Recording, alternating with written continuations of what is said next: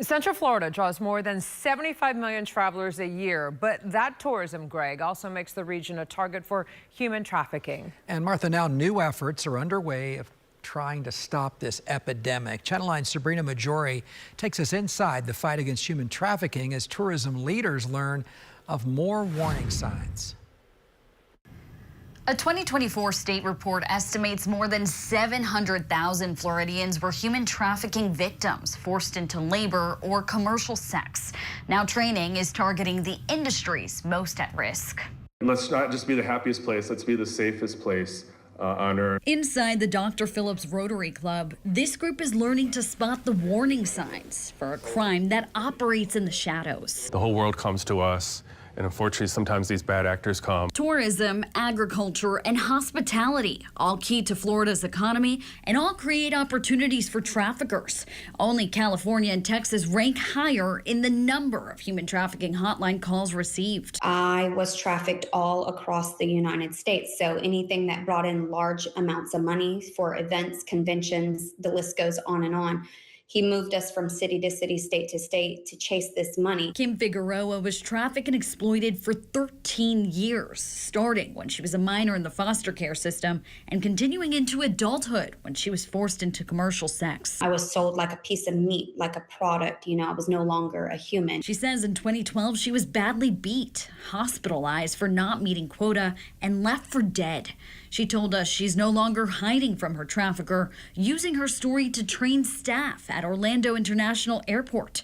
Airport workers from airlines to maintenance now learning how to spot red flags and when to intervene. I wouldn't speak for myself. I didn't have my own cash flow.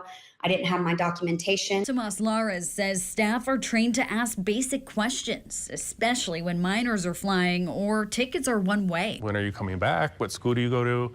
Some of those questions you can start asking because, it's a red flag. If a victim is identified, they're taken to the safe room at MCO, where service providers and law enforcement step in. If you have even one sign out of the hundreds of signs we can think of, just call us. In Osceola County, detectives worked 32 trafficking cases in 2024.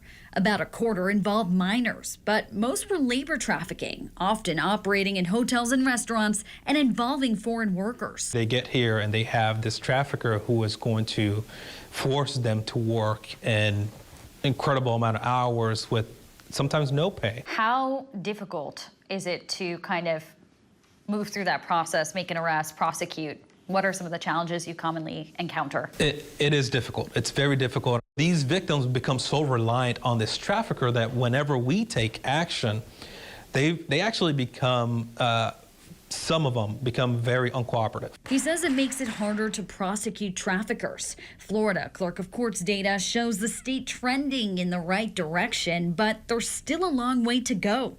Investigators say public awareness is key, knowing what to look for and reporting it. Obviously, as law enforcement, we show up after something's already happened.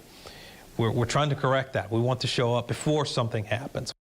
Studies show 70% of trafficking victims pass through an airport at some point, which is why advocates say they now have a critical opportunity. After each airport training session, advocates receive this badge. It has a QR code with more info on human trafficking and the link to Florida's tip line, and that number is 1-855-FLA-SAFE.